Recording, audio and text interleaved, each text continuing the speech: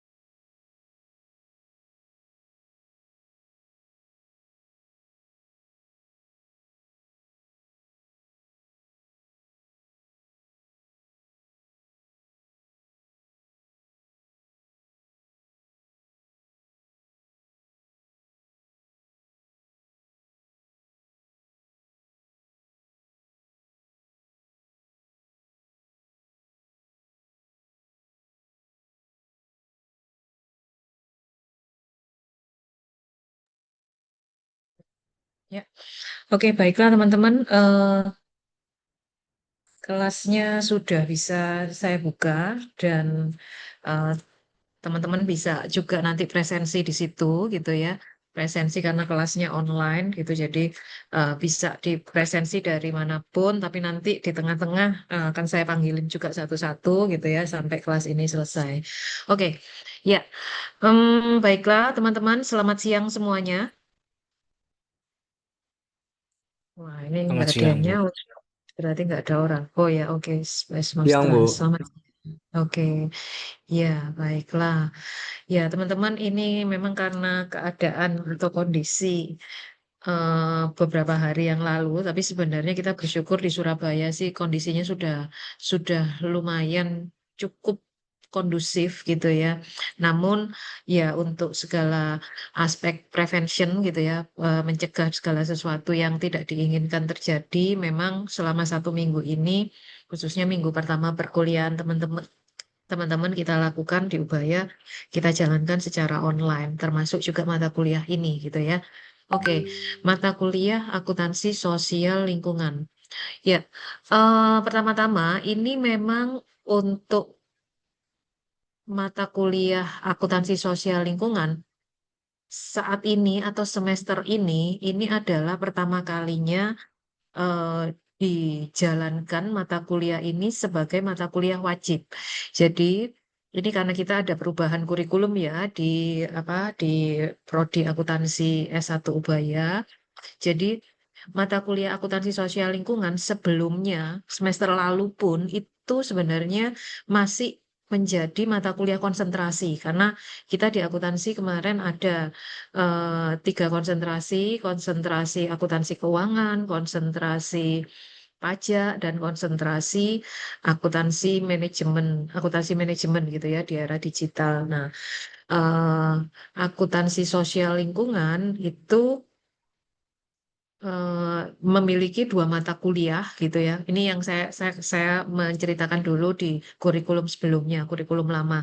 Ada mata kuliah seminar akuntansi sosial lingkungan dan juga ada mata kuliah proyek akuntansi sosial lingkungan. Nah, di kurikulum baru ini yang mulai berlaku saat semester ini, Gasal 2025-2026, maka mata kuliah yang dulunya mata kuliah konsentrasi, yaitu akuntansi sosial lingkungan, jadi mata kuliah wajibnya semua mahasiswa prodi akuntansi. Sedangkan mata kuliah yang dulunya namanya proyek akuntansi sosial lingkungan itu menjadi mata kuliah pilihan di kurikulum baru ini, yaitu proyek Green Accounting. Seperti itu ya. Oke, eh harusnya untuk teman-teman semua ini karena rata-rata angkatan 2023 itu memang Anda yang paling pertama gitu ya mengalami kurikulum khususnya untuk mata kuliah ini. Jadi ini Anda adalah angkatan pertama yang merasakan mata kuliah asli menjadi mata kuliah wajib. Nah, saya mau izin share screen dulu. Untuk minggu pertama ini eh, saya akan menjelaskan terkait silabus ya, terkait materi-materi apa saja yang akan teman-teman temui di dalam mata kuliah ini, lalu mekanisme tiap minggunya seperti apa, sampai ke bagaimana penilaiannya gitu ya. Sebenarnya mata kuliah ini itu mata kuliah apa gitu ya. Itu jadi saya akan menjelaskan seputar itu plus materi introduction gitu ya di minggu pertama ini. Oke, saya jabarkan silabusnya dulu gitu ya. Apakah sudah tampak di layar, teman-teman? Sudah, Udah, Bu. Bu. Oke, ya. Ini kelasnya sebentar. KPA ini harusnya total berapa mahasiswa ya? Harusnya untuk akuntansi sosial lingkungan itu penuh semua sih harusnya ya. Ini masih 27 ya. Bentar ya, saya cek lagi. Oh, enggak sih. Di KPA ini yang hanya 23. Oke. Oke, enggak rata berarti ini ada KPA, KPB, dan KPC. C ini kelasnya ya ada yang jumlah mahasiswanya 23, ada yang 30, ada yang 30. Oke, baiklah. Oke, saya kembali dulu ke ini.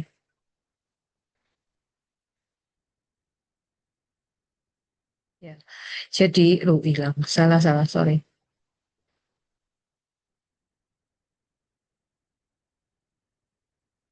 Oke, ya. Mata kuliah akuntansi sosial lingkungan atau asli gitu ya. Nah, sebenarnya teman-teman, oke, di mata kuliah ini ya saya dipercaya untuk menjadi penanggung jawab mata kuliah gitu ya. Jadi PJMK untuk mata kuliah ini adalah saya karena sebelumnya memang pada saat dia menjadi mata kuliah konsentrasi memang juga saya yang megang gitu ya. Dan nantinya di mata kuliah ini tim dosennya ada 5 orang gitu ya. Ada saya dibantu dengan Bu Hastuti, Bu Rizky, Pak Nino, dan Bu Seni. Rasanya kalau teman-teman di angkatan 23 ini berarti sudah semester 5 itu sudah ketemu dengan semua dosen ini ya. Bukan begitu, Jericho? Iya, Bu. Nggak ada suaranya. Ya, sudah pernah ketemu semua ya. Ketemu Bu Hastuti di mata kuliah apa? ASP, Bu. Oh, ASP. Sudah ngambil ASP semester lalu ya berarti ya. Sudah, Bu. Oke, oke. Ya, oke. Ivan Heriangi, Van. Iya, Bu. Sudah ketemu Pak Fidelis Arastio, Pak Nino. Udah, Bu. Di mata kuliah apa?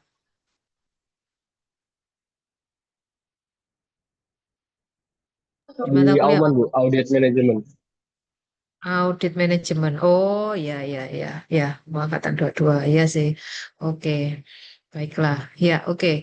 Jadi ini tim dosen yang nanti akan teman-teman jumpai selama 1 semester di mata kuliah asli, gitu ya. Nah, sebenarnya mata kuliah asli itu ngapain sih? Atau sebenarnya ini mata kuliah apa sih? Eh, apa? Nah, ini ya, teman-teman bisa lihat. Aduh, sorry, kepencet lagi ya. Sebentar, sebentar, sebentar. Kok- Sebentar ya, teman-teman. Ini kok saya kok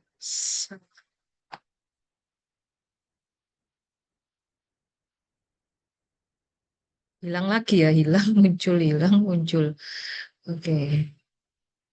Nah, mata kuliah ini intinya begini, mungkin pada saat teman-teman kalau saya mau mengkaitkan ya, karena prasyarat dari mata kuliah asli ini sekarang adalah akuntansi manajemen. Jadi salah satu topik waktu teman-teman mengambil mata kuliah AM, gitu ya, teman-teman pernah ketemu dengan materi environmental cost, gitu ya.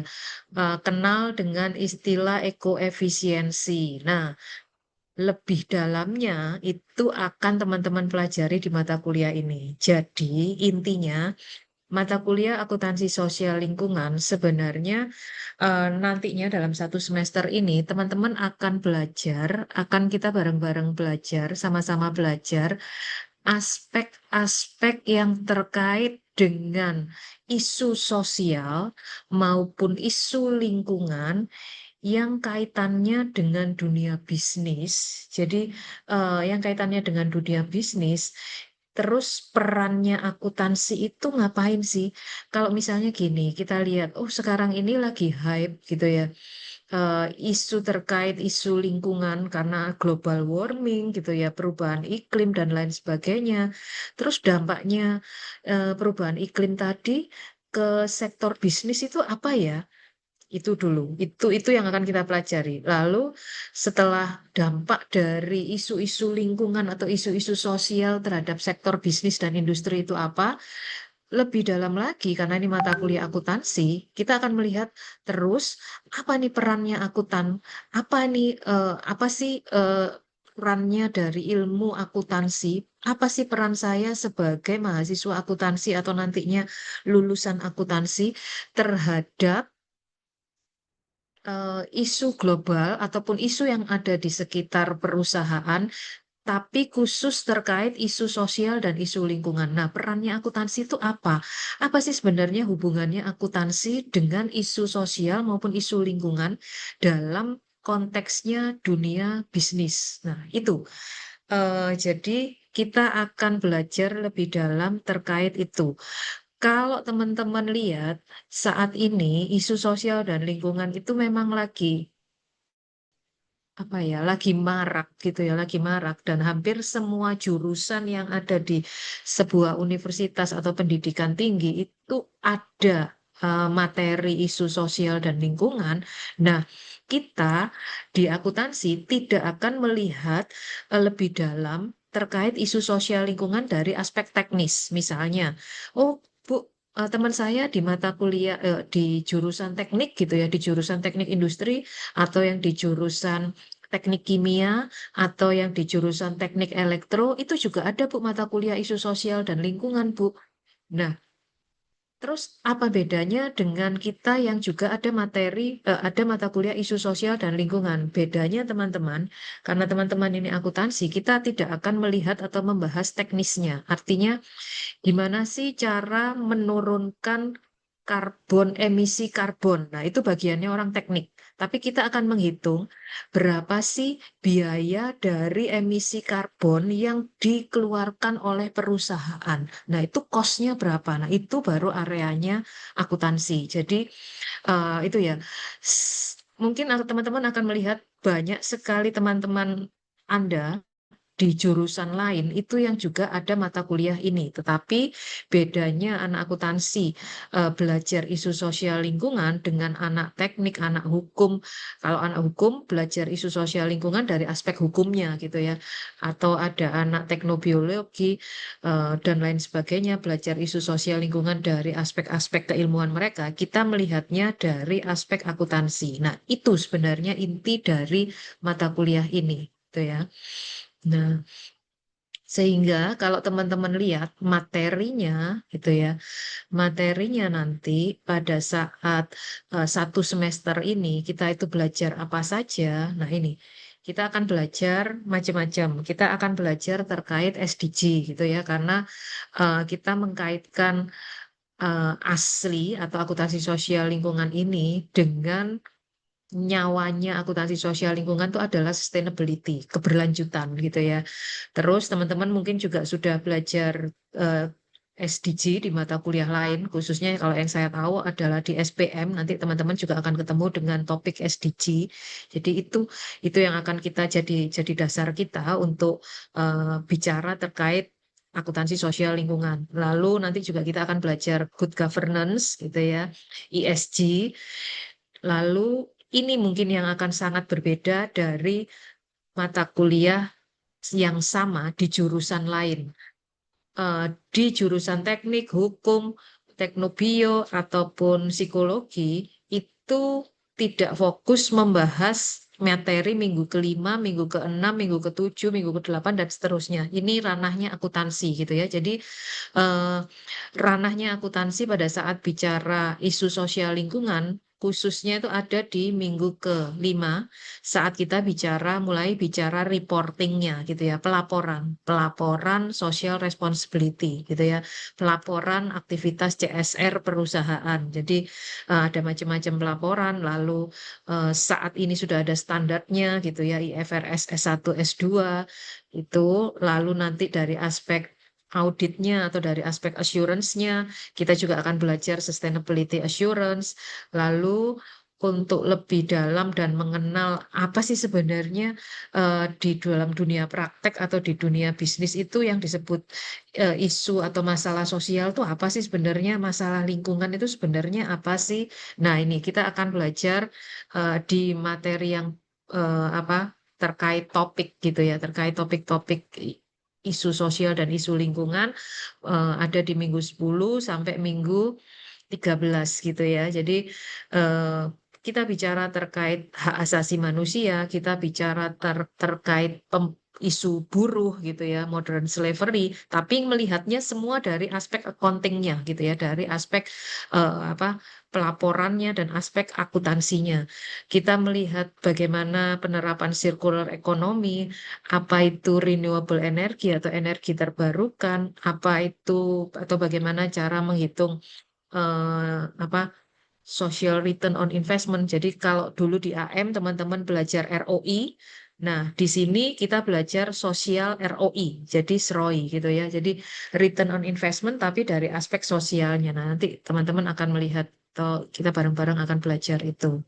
Gitu ya. Jadi ini topik-topik di mata kuliah asli.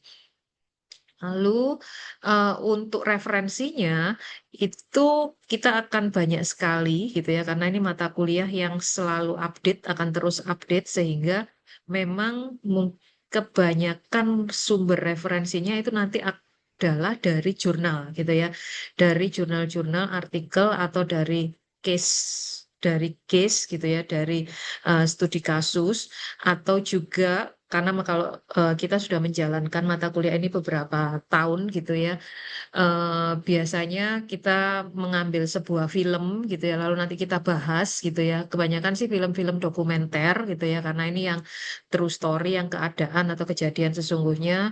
Kita bicara dari bahannya bisa jadi dari berita-berita yang memang lagi hangat gitu ya. Misalnya, oh yang kemarin itu ada isu tambang di Raja Ampat misalnya, apa nih dampak lingkungannya, gimana cara menghitung biayanya, gimana cara menganalisis cost and benefitnya, bla bla bla gitu ya. Nah itu bisa jadi sumber-sumber referensi untuk mata kuliah ini itu akan sangat berwarna sekali, tidak hanya dari satu buku gitu ya, tidak hanya dari sebuah textbook gitu ya. Jadi akan macam-macam gitu ya.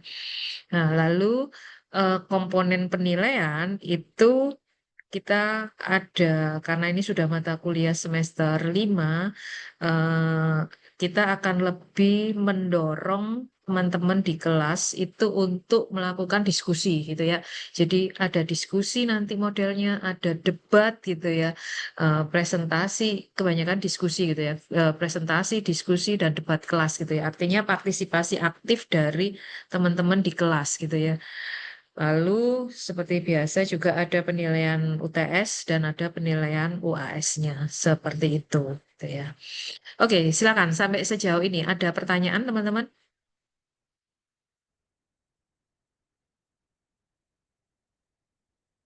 Belum?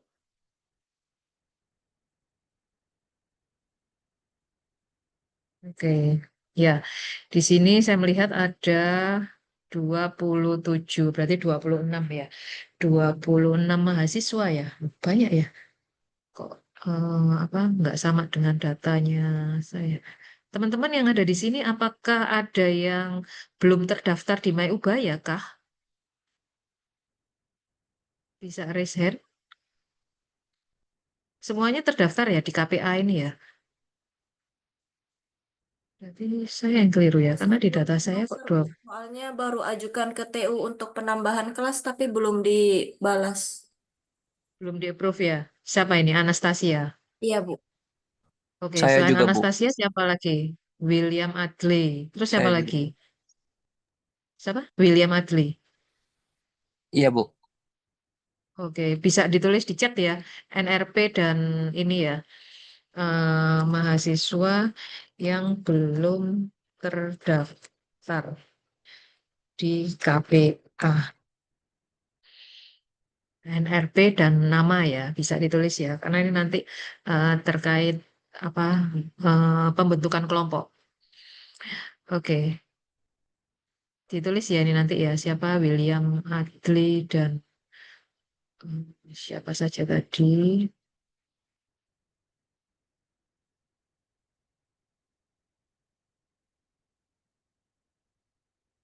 Berarti kalau 26, ada 3 orang harusnya nih yang belum terdaftar ya.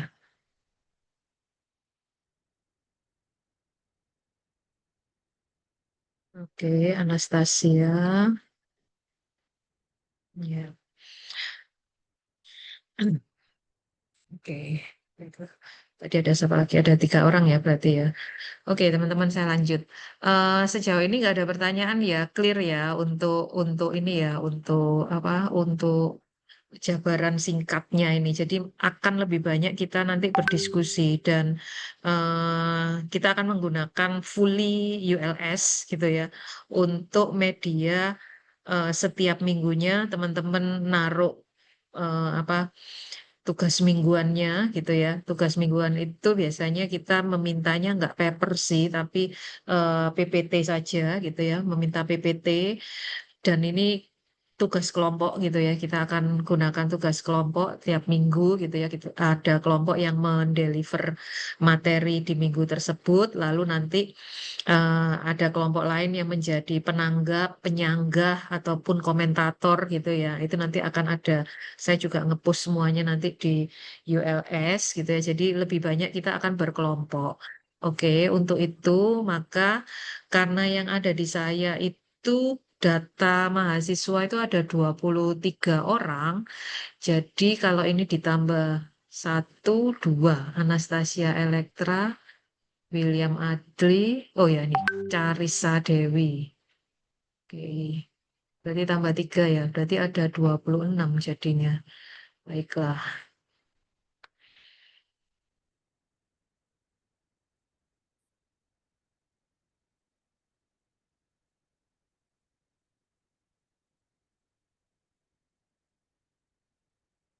bentar ya.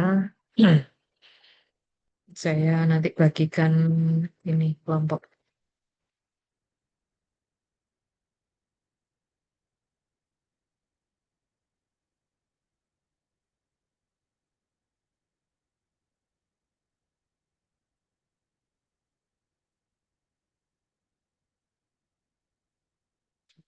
Saya masih merapikan Excel-nya dulu berarti. Keempat, kelima,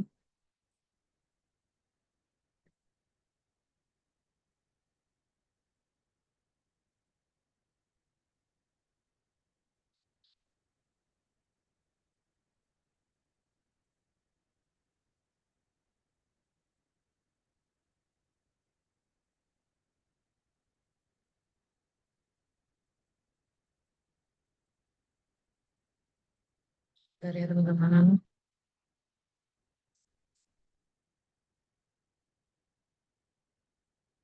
Carissa Dewi.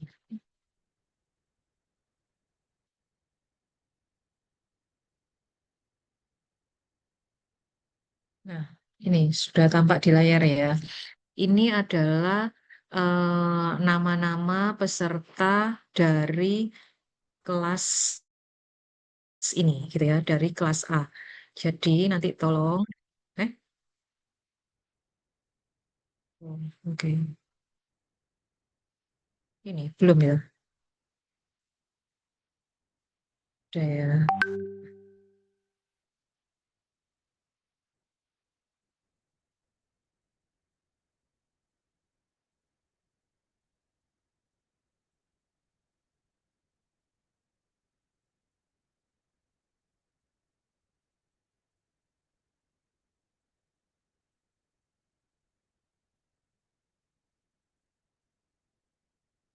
Carissa, Carissa. Tapi ini saya coret aja ya.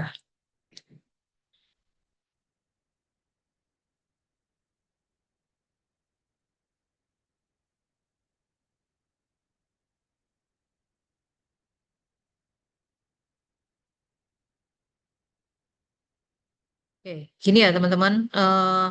Ini saya menyerahkan, ini separuh-separuh gitu ya. Di mata kuliah ini berarti 50-50. Jadi kami akan membagi kelas itu menjadi 6 kelompok. Kalau semula jumlahnya 23, sekarang jumlahnya jadi 26 gitu ya. Jumlahnya jadi 26. Jadi nanti ada kelompok yang isinya itu 4 orang, tapi ada kelompok yang terdiri atas 5 orang. Oke, jadi ini, Friska Angelika hadir nggak? Hadir Ibu. Friska? Oke. Iya hadir Ibu. Rizka, kamu ya. Oke, kamu kelompok 1 ya. Oke. Iya Terus Ibu. Ivan Heriangi tadi ada sih. Hadir, Bu. Oh, Ivan hadir ya. Ivan kelompok 2. Jason Nathanael. Hadir, Bu. Oke, Jason kamu kelompok 3 ya. Oke, Bu. Oke. Terus Aloysius Brian kelompok 4 ya. Oke. Terus Felix Alpa Felix Hadir, Bu.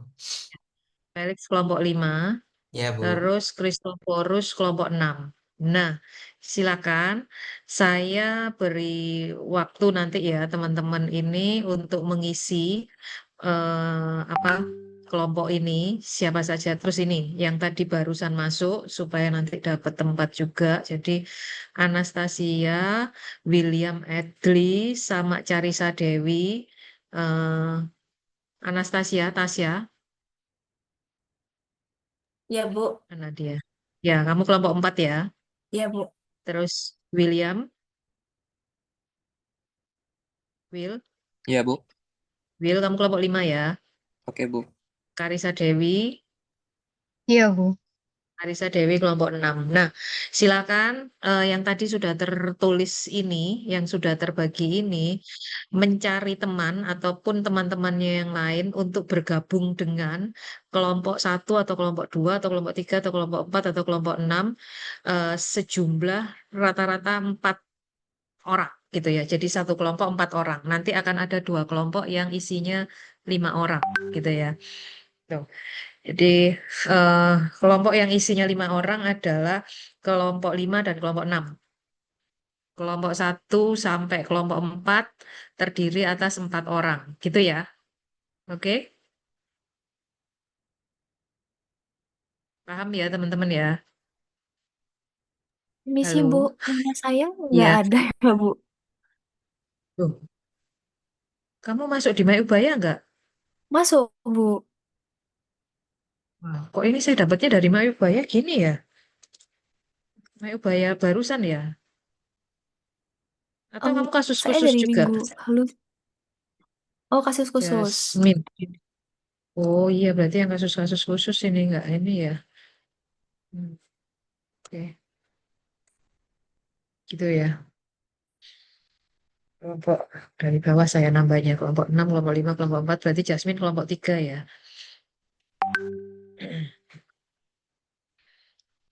Wah, berarti nambah ini. Oke. Oke, ya sudah kalau nanti bisa nambah lagi. Oke, gitu ya teman-teman. Nah, silakan.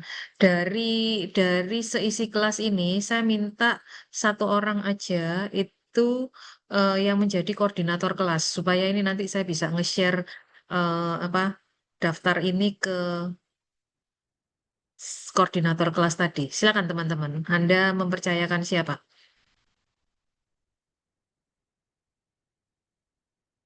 Halo? Dalam hitungan 5, 4, 3, 2, 1. Silakan. Siapa? Ayo.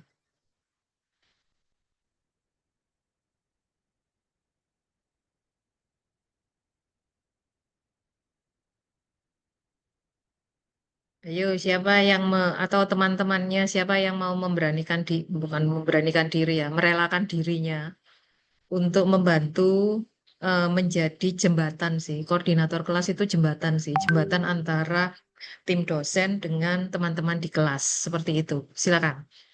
Ini banyak teman-teman angkatan 23 ini harusnya. Ayo, silakan siapa?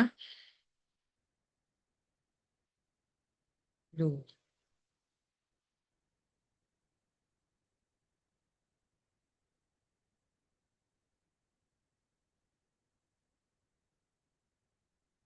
Halo, nggak ada orangnya ini ya. Hilang semua ini. Siapa yang bersedia menjadi koordinator kelas? Diam semua. Baiklah. Saya tunjuk. Setuju nggak kalau saya tunjuk aja? Duh, kok diam juga? aja tadi ya, ini namanya lucu nih. Spes Nostra Evangelico. Mana nih orangnya? Spes Nostra. Iya, halo Bu. Ya, kamu panggilannya siapa ya? Namamu anu unik. Nostra Bu. Nostra. Nostra, kamu bersedia menjadi koordinator kelas? Enggak Bu. Deh, kenapa? Aduh, gak bisa Bu. Gak belum Kenapa nggak pernah bisa? soalnya. Tuh, makanya karena belum pernah dicoba. Atau ada usulan? Ayo, sekarang saya tanya kamu, siapa? Mengusulkan siapa? Bentar Bu, ku lihat dulu nama-namanya. Lah, ayo yang lainnya juga, silakan. Mau mengusulkan siapa? Tulis di chat. Kalau saya mengusulkan Kevin sih Bu. Oh Rifki Bu, Silakan. Siapa? Rifki Bu, Rifki Chandra Bu. Telepon. Telepon. Siapa usulan koordinator kelas? Nanti baru kita voting. Ya, silakan. Siapa aja tadi? Saya usulnya kalau nggak Kevin ya Rifki Bu. Kevin itu saya Kevin siapa? Banyak banget yang namanya Kevin ya. Di angkatan ini. Yang Kevin Yuwono ini ya. 029, iya Bu. Oke, Yang sering Kevin juara Yuwono. ya. Oke, siapa lagi tadi? Rifki Siapa lagi? Chandra Bu. Nos Rifki Chandra. Oke. Oke, ada 3 kandidat ya untuk kelas A ya. Kandidat 1 Nostra, kandidat 2 Kevin Yuwono, kandidat 3 Rifki Chandra. Silakan teman-teman ngasih jempol di nama yang dipilih. Nanti saya tinggal menghitung siapa yang paling banyak. Silakan teman-teman kelas.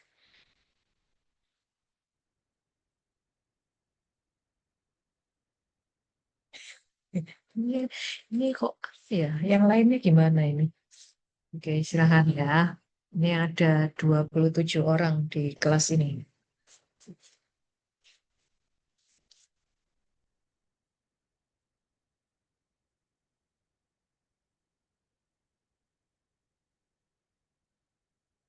Saya tuh gemesnya kalau ngajar Zoom gini nih karena nggak bisa ngelihat orang gitu loh. Hmm. Saya tuh hafal wajah-wajah Anda karena di AM kemarin, tapi saya belum hafal nama satu persatu sih. Permisi Bu, mau tanya. Ya, Tadi untuk kelompoknya itu satu kelompok hmm? berapa orang ya Bu? Saya kelompok 6. 4, 4 tapi ada yang 5 karena ini jumlahnya bertambah ternyata. Intinya 5 orang. satu kelas ini dibagi jadi 6 kelompok. Nah, ini per jam tadi, per detik tadi, itu jumlah kelas ini ternyata ada 27. Karena data yang masuk di saya kan 23. Ternyata per jam barusan, per saat ini, kelas ini 27. Jadi 27 orang dibagi 6 kelompok. Ada kelompok yang isinya 4, ada kelompok yang terdiri atas 5. Gitu ya. Oke Bu, baik Bu. Gitu ya, Kristo ya. Ya. Tadi ya kelompok yang yang berisi 5 orang, kelompok yang dari bawah, kelompok 6, kelompok 5, kelompok 4 itu boleh berjumlah 5 orang.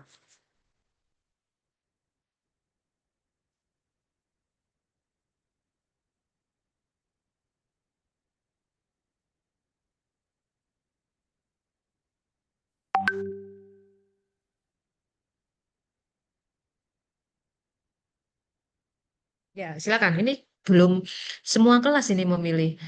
2 tambah 7, 9, 9 tambah 12. Iya, belum ini, masih 21. Silakan, teman-teman. 21. Padahal ini ada 27 orang di sini. Yuk, Kevin, Nostra, dan Rifki.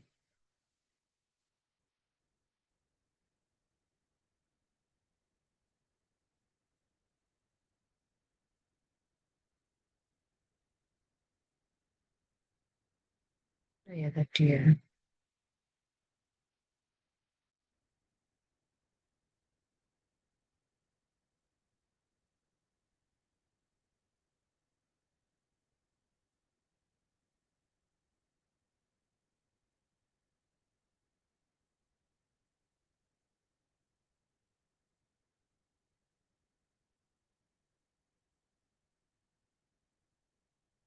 Oke, ada yang belum? Rasanya ini sudah 21 orang. Ya, udah. Ya. Oke, sudah terlihat ya teman-teman ya. Kalau dari hasil votingnya Rifki Chandra ya, yang apa? Yang teman-teman percaya untuk percayakan untuk menjadi koordinator di kelas ini. Silakan. Mana yang namanya Rifki ini? Rifki, Iya, Bu. silakan. Aku anu apa? Camp dulu coba. Saya itu nggak Aduh. hafal beneran nama-nama apa wajah-wajah kalian itu wajah dan nama. Oh, oke, ya, oke. Ya, Kamu AM kemarin kelas apa ya?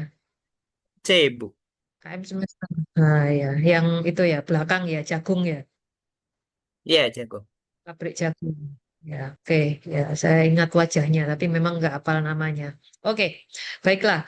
Rifki bersedia ya berarti ya karena ini kamu dipercayakan teman-temanmu untuk menjadi koordinator kelas asli. Oke? Iya. Ya, ya Iya, apa Bu. ini? Ya, Pak. Iya. Ya, gitu ya. Ya, teman-teman berarti nanti ini koordinator kelasnya Rifki ya. Oke, Rifki nanti tolong me-WA saya ya. Supaya nanti kamu masuk dalam kita biasanya punya grup apa koordinator kelas dan tim dosen. Jadi supaya lebih memudahkan komunikasi gitu sih. Ya. Dan itu juga nggak setiap hari kita komunikasinya. Pasti kalau misalnya ada apa atau ada apa yang penting dan perlu cepat, itu kita biasanya menghubungi koordinator kelas gitu. Oke, thank you Rifki sudah bersedia menjadi koordinator kelas. Dan eh, Rifki sudah punya nomor saya ya? Belum. Belum, Bu. Ya, nanti saya ini ya, apa chat aja. Oke, thank you. Ya, teman-teman, jadi ini nanti koordinator kelas Anda, Rifki. Mungkin nanti untuk selanjutnya, Rifki bisa, em, saya nggak tahu biasanya sih mekanismenya atau anak-anak tuh biasanya eh, membuat grup juga gitu ya, grup kelas sendiri supaya kalian juga mudah berkoordinasi. Nah, itu. Ini nanti saya eh, share ke Rifki gitu ya untuk list kelompok ini dan nantinya teman-teman akan ngisi ke Rifki dan nanti malam saya tunggu apa komplitnya daftar nama anggota kelompok ini dari koordinator kelas gitu ya. Terima kasih teman-teman. Nah, oke, sekarang kita masuk ke materi. Sebentar. Untuk silabus ada pertanyaan teman-teman?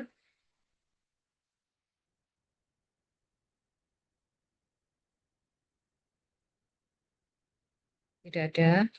Oke. eh Silabusnya kemungkinan nanti malam ya saya rapikan dulu ini karena tadi masih ada kegiatan ini sebenarnya di kampus. Nanti malam akan saya post setelah saya rapikan baru akan saya post di ULS ya untuk silabusnya sehingga biar teman-teman bisa tahu untuk materi minggu kedua itu tugasnya apa karena sudah minggu depan gitu ya terus harus ngapain di upload kapan di ULS, kelompok mana yang bertugas untuk presentasi atau kelompok mana yang kebagian debat sebagai apa komentatornya atau sebagai penengah atau sebagai audiens bla bla bla itu nanti akan kita post di ULS semuanya gitu ya teman-teman. Oke, sesuai dengan silabus maka minggu pertama ini saya akan menggambarkan atau ya memberi materi sedikit tentang apa sih sebenarnya akuntansi sosial lingkungan tersebut gitu ya. Apa sih sebenarnya asli gitu. Oke, sebelumnya teman-teman, saat teman-teman mendengar kata-kata akuntansi sosial lingkungan, apa yang ada di benak teman-teman? Silakan. Koordinator kelas dulu deh. Rifki, waktu tahu bahwa waduh ini yang harus ngambil wajib mata kuliah asli. Sebenarnya ini mata kuliah apa yang ada di bayanganmu?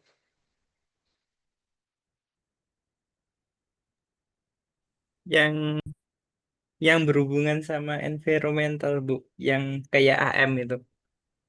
Mhm. Apa yang kamu Environmental pelajari di cost AM yang gitu. environment? Apa itu? Yang kamu pelajari di AM environmental cost itu apa? Yang Ini saya, ekoefisiensi. oke, apa itu ekoefisiensi? Perusahaan yang berusaha memproduksi barang atau jasanya Hmm, dengan secara simultan untuk mengurangi efek lingkungannya. Oke, bisa kasih contoh? Perusahaan kayak apa contohnya? Semisal kayak perusahaan makanan gitu harus Hmm, ada kayak tempat pembuangan limbah yang steril gitu. Oh, oke. Ya, tidak membuang limbahnya sembarangan gitu ya, tapi diolah dulu di pabriknya gitu ya. Oke, ya, oke, thank you Rifki. Silakan. Terima kasih Rifki. Ada teman-teman yang lain mau menambahkan? Silakan. Itu yang terkait lingkungan. Kalau yang terkait sosial, apa yang ada di bayangan teman-teman? Silakan.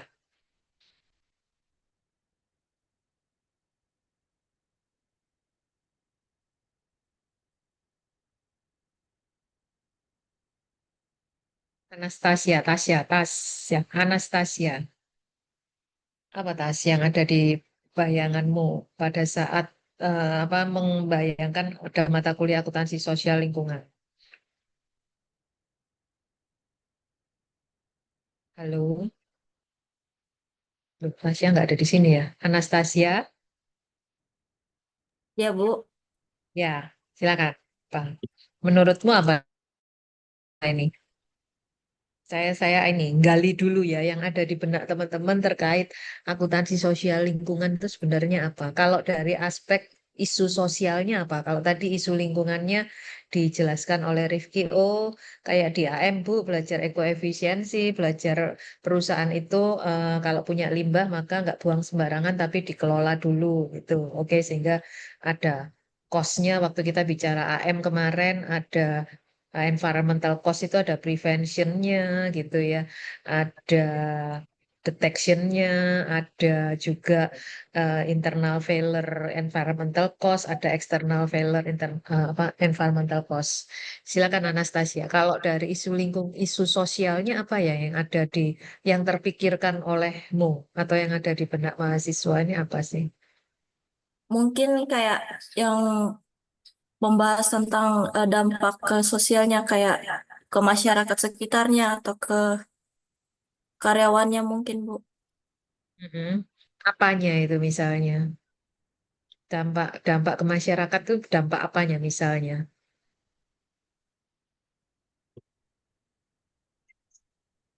Di sebuah perusahaan ada dampak sosial ke masyarakat itu misalnya dampak apa ya? Biasanya dari limbah sih, Bu. Dari limbah ya, lingkungan juga ya. Dari limbah, dampak lingkungannya tapi berdampak pada masyarakat yang ada di sekitar pabrik gitu ya, di sekitar perusahaan gitu ya. Iya, Bu. Ya, oke, thank you. Ya, oke teman-teman, ini nanti teman-teman akan belajar lebih dalam gitu ya, tahu apa itu isu sosial yang seperti apa sih yang berdampak ke perusahaan yang harus diperhatikan oleh perusahaan, isu lingkungan yang seperti apa sih, apakah isu lingkungan itu hanya seputar limbah saja yang harus diperhatikan oleh perusahaan. Nah, nanti kita dalam satu semester ini kita akan belajar banyak gitu ya lebih kenal lebih dalam dengan aspek sosial dan aspek lingkungan gitu. Oke, Em, sebentar saya langsung ke belakang aja. Ini sudah tampak ya di layar ya. Saya coba ini sih. Tuh, kita lihat ini sejenak ya teman-teman.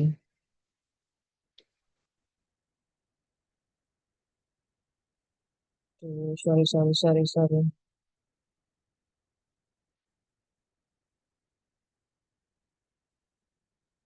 Jadinya ngiklan.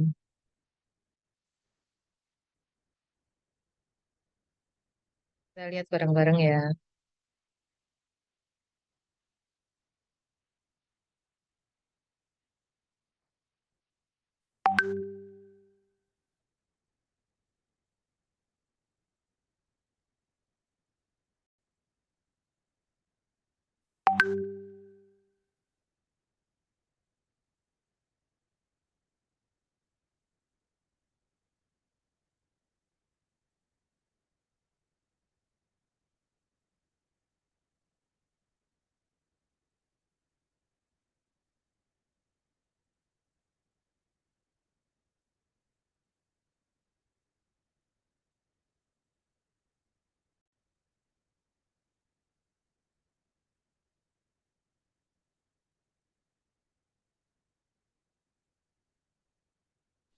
Halo Bu,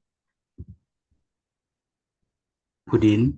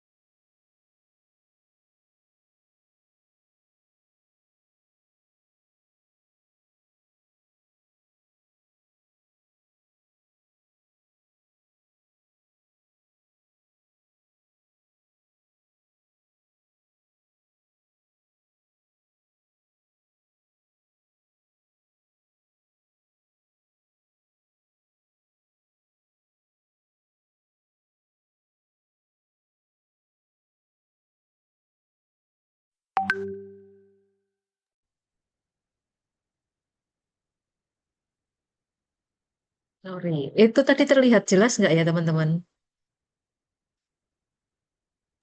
Tadi tampilannya masih di PPT Bu. Oh masih di PPT. Makanya kok. Sorry, sorry. Berarti tadi nggak belum tampil gitu ya? Iya. Oh, sebentar ya. Ini saya jadi bingung. Sebentar, sebentar, sebentar.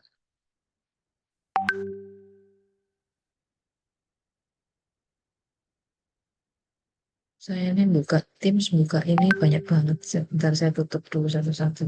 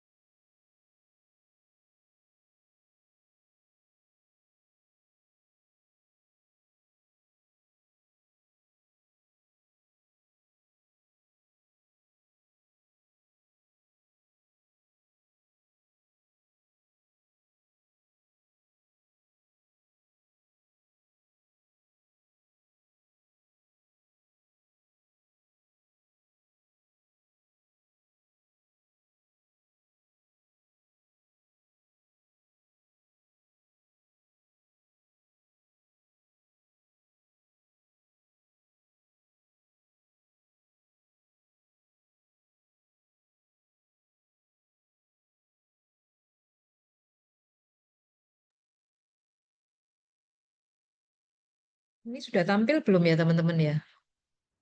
Kok dari tadi nggak bisa ya?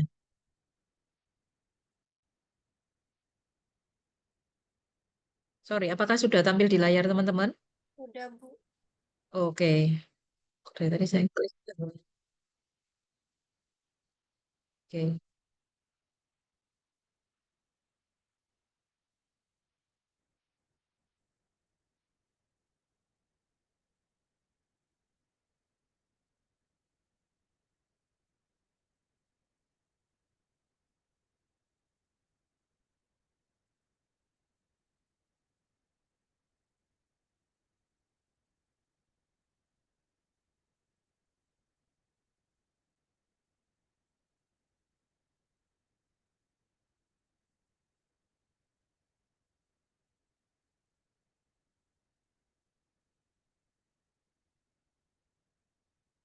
Klip ini sedikit mengandung anu ya, apa eh, bagi yang tidak bisa melihat yang menyedihkan mungkin enggak, jangan melihatnya.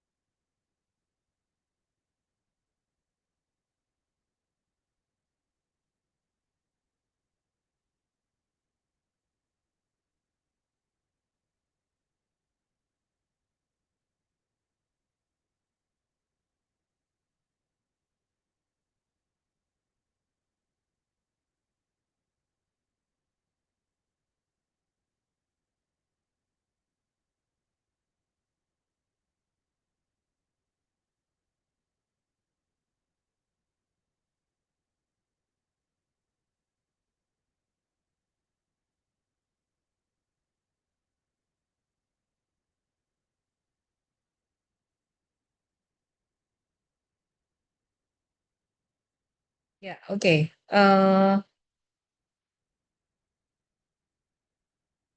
Sudah melihat itu tadi ya teman-teman ya. Halo, apakah sudah melihat fully klip tadi? Udah, Bu. Sudah, Bu. Oke, ya silakan. Saya mau mendengar satu apa dua orang. Apa, apa yang Anda dapatkan dari klip tadi,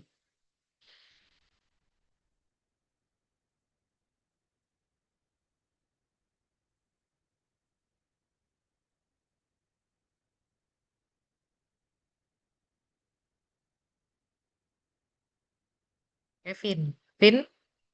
Kevin Yuwono ya. Iya, Bu. Ya, lihat ya tadi ya. Itu cuma 2 menit sih. Apa yang ada di anu? Ya, apa deh. Saya mau nanya opini aja deh. Apa opininya terhadap klip tersebut?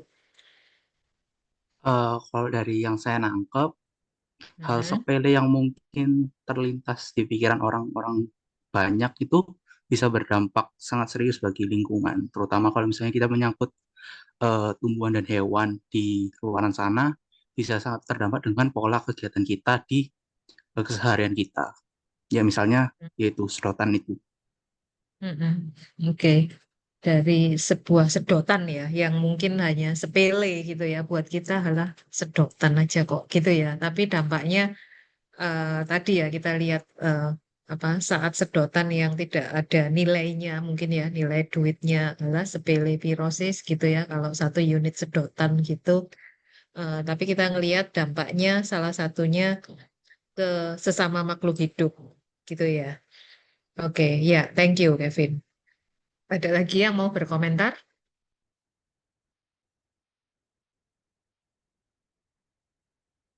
Oke, teman-teman, kita mendasari mata kuliah ini itu sebenarnya roh atau fondasinya itu adalah etik gitu ya, adalah etika, adalah etis. Nah, kalau kita ngelihat secara konsep, secara teori gitu ya, ini teori etik yang pada umumnya gitu ya, teori etik pada umumnya, eh maka kita melihat level atau tingkatan etika itu ada yang paling dasar yaitu antropo gitu ya, antroposentrik, biosentrik, dan juga ekosentrik. Nah, antroposentrik itu apa sih? Kalau mau digambarkan seperti ini gitu ya, tiga tiga sudut pandang cara dunia melihat etis tidaknya sesuatu gitu ya. Nah, saat kita bicara dalam tatanan antroposentrik, saat kita bicara tatanan antroposentrik, maka yang dimaksud dengan antroposentrik, manusia menjadi pusat dari segala sesuatu, gitu ya. Dunia ini dikuasai oleh saya sebagai manusia, gitu. Maka yang dikatakan etis atau tidak itu adalah ya sudah selama itu memenuhi kebutuhan manusia gitu ya, maka ini etis. Dalam hal konteks kontranya adalah eh, kita nggak perlu peduli dengan kiri kanan yang bukan namanya manusia, eh, karena yang dinilai etis itu adalah jika kita hanya melihat kebutuhan manusia. Ini yang disebut dengan antroposentrik gitu ya. Artinya eh, manusia diperbolehkan dalam paham ini gitu ya, dalam konteks teori antroposentris, manusia dikatakan it's okay jika kita mengambil sumber daya alam gitu ya, mengambil sumber daya alam, membabat pohon, membuang limbah sembarangan dan lain sebagainya, selama itu tidak menyakiti sesama manusia gitu ya, so it's okay gitu ya, sesama itu tidak merugikan saya sebagai pribadi seorang manusia, maka it's okay gitu ya. Ini masih dalam konteks masih ditoleransi sebagai batas etika gitu ya. Nah, sehingga eh, saat kita melihat pada level antroposentrism ini, itu kalau konsep teori lainnya itu disebut dengan egoisme gitu ya. Jadi egois gitu ya. Keegoisan manusia itu masuk dalam kategori konsep etisnya adalah antroposentris. Nah, yang satu level lebih tinggi dari itu adalah biosentrism. Pada saat kita bicara biosentrism, ini kita melihat bahwa oh, ternyata manusia, kita manusia gitu ya, human itu dikatakan etis jika kita bertanggung jawab tidak hanya pada kebutuhan manusia saja, tapi kita juga mempedulikan sesama makhluk hidup lainnya. Artinya sesama makhluk hidup ciptaan Tuhan. Artinya kalau kita itu peduli pada tumbuh-tumbuhan gitu ya, makhluk hidup lainnya, atau kita peduli pada animal, peduli pada para hewan gitu ya, itu masuk dalam oh kita beretika gitu ya. Kita tidak membabat hutan sembarangan, kita tidak apa mengeksploitasi hewan-hewan dalam percobaan-percobaan di sebuah pabrik gitu ya sebagai hewan percobaan. Nah, kita tidak mengeksploitasi seperti itu, maka itu disebut dengan oh, kita sebagai manusia itu berlaku etis dalam konteks biosentrism. Artinya kita peduli pada sesama makhluk hidup. Kalau tadi yang antroposentrism itu batasan etikanya adalah jika kita mempedulikan sesama manusia. Saat kita bicara biosentrism, kita mempedulikan sesama makhluk hidup. Nah, level berikutnya dalam konteks common ethic itu adalah ekosentrism dan ini yang menjadi dasar gerakan-gerakan sustainability atau gerakan-gerakan kepedulian lingkungan yang ada di dunia saat ini gitu ya, ekosentrism bahwa sebenarnya kita sebagai ciptaan Tuhan, sebagai manusia itu kita tidak boleh hanya memperhatikan kepentingan sesama manusia saja, atau tidak cukup jika kita hanya mempedulikan kepentingan sesama makhluk hidup, tetapi kita harus menjaga atau memperhatikan juga kepentingan dari seluruh isi bumi ini, gitu ya. Jadi, so we have to respect, gitu ya. Kita harus respect terhadap bumi, terhadap Earth. Kata kuncinya adalah Earth kalau ekosentrisme. Jadi, eh, mungkin kita tidak menyakiti manusia, mungkin kita tidak menyakiti tumbuh-tumbuhan, tapi kita nyampah di laut, gitu ya. Tapi kita merusak tanah dengan membuang sampah sembarangan, membuang limbah ke tanah sembarangan, atau kita membuang limbah gas buang kita ke udara sembarangan, kan nggak ngerusak manusia, nggak mempedulikan kehidupan sesama hewan, nggak mempedulikan kehidupan tumbuh-tumbuhan. Kita kan membuang asap limbah pabrik kita itu kan ke udara, jadi nggak berdampak langsung kepada sesama makhluk hidup. No, tidak seperti itu. Dalam konteks ekosentrisme, maka respect yang dilihat lebih luas lagi. Kita harus merespek semua yang hidup di atas bumi, semua yang ada di bumi dan segala isinya. Seperti itu, gitu ya. Jadi ini dasar teorinya, dasar konsepnya. Saat kita belajar asli, maka kita berada pada tataran etika yang sifatnya ekosentrisme. Kita tidak hanya memperhatikan bahwa etis itu terbatas pada memenuhi kebutuhan sesama atau menghormati hak sesama manusia saja, ataupun lebih dari itu, kita tidak dalam tataran etis itu adalah menghormati kehidupan atau kepentingan sesama makhluk hidup. Kita lebih tinggi lagi dalam mata kuliah asli, kita mengambil konsep dasarnya adalah ekosentrisme. Kita menghormati atau kita respect, kita ikut menjaga, benar-benar menjaga bumi dan segala isinya. Seperti itu, gitu ya. Itu secara konsep, secara teori, gitu ya. Nah, berikutnya kita melihat pada kata kunci lain yaitu sustainability. Sekarang mungkin banyak banget teman-teman mendengar kata-kata sustainability gitu ya. Apa itu sustainability? Please, karena teman-teman sudah mengambil mata kuliah ini, maka jika di luaran atau saat teman-teman bicara atau membaca atau mendengar atau apapun terkait dengan sustainability atau keberlanjutan, teman-teman tahu bahwa definisinya yang benar atau definisi yang kita pegang itu definisi apa. Karena seringkali kalau mungkin teman-teman belum mengambil mata kuliah ini, kata sustainability itu lebih dekat pada continuity. Jadi mengartikan apa itu sustainable? Ya pokoknya berkelanjutan. Apa itu berkelanjutan? Ya pokoknya terus. Nah, no. Mulai saat ini gitu ya, anak-anak SOA, anak-anak prodi akuntansi Ubaya, saat dimintai pendapat, entah Anda ada di komunitas manapun atau Anda bersama teman-teman Anda di luar Ubaya atau di luar manapun itu gitu ya, saat ngomong sustainability, maka kita mengacu pada definisi dari Brundtland Report gitu ya, tahun 87, bahwa yang dimaksud dengan sustainability itu gini, apakah kita yakin, apakah kita itu bisa menjamin bahwa apa yang kita rasakan saat ini itu dirasakan oleh generasi kita, generasi yang akan datang 10 tahun kemudian. Apakah kita bisa memastikan bahwa udara yang kita hirup saat ini, air yang kita nikmati saat ini, ataupun pohon-pohon yang kita bisa lihat, kita masih bisa gitu ya saat ini mencari pohon jati gitu ya. Oh, ada pohon jati di daerah arah ke Banyuwangi itu ada hutan jati. Oke, oh ini yang namanya hutan jati. Kita masih bisa menyentuh yang namanya hutan jati, melihat apa itu hutan jati. Atau teman-teman sekarang ini, misalnya kita bicara hewan yang namanya harimau Sumatera itu kayak apa? Oh, itu loh ada.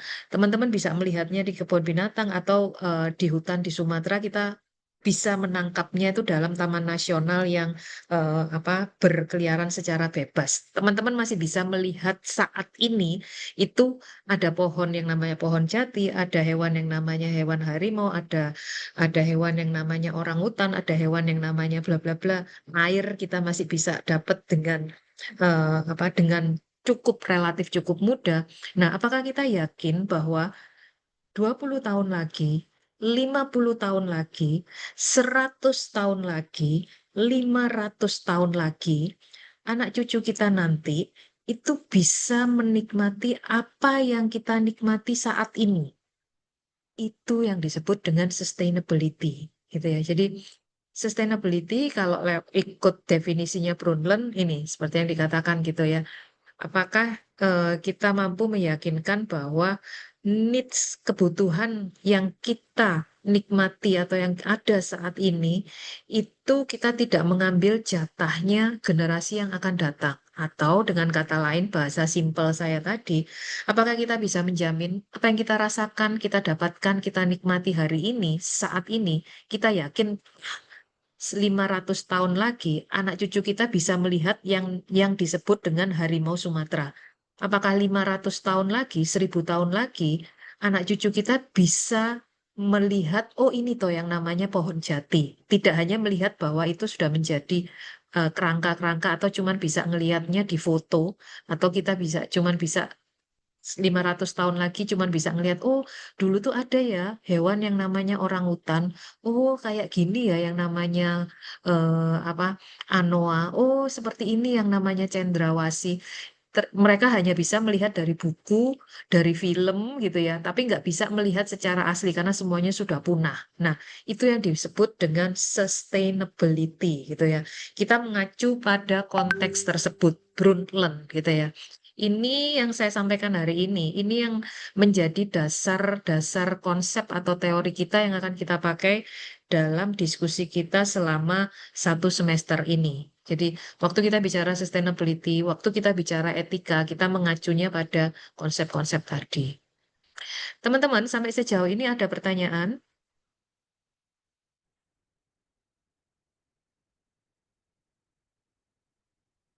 Nadine? Halo Nadine. Tuh, nggak ada suaranya. Iya, Bu. Ya, ada komentar? Enggak, Bu. Ya, oke. Jessica gimana, Jess?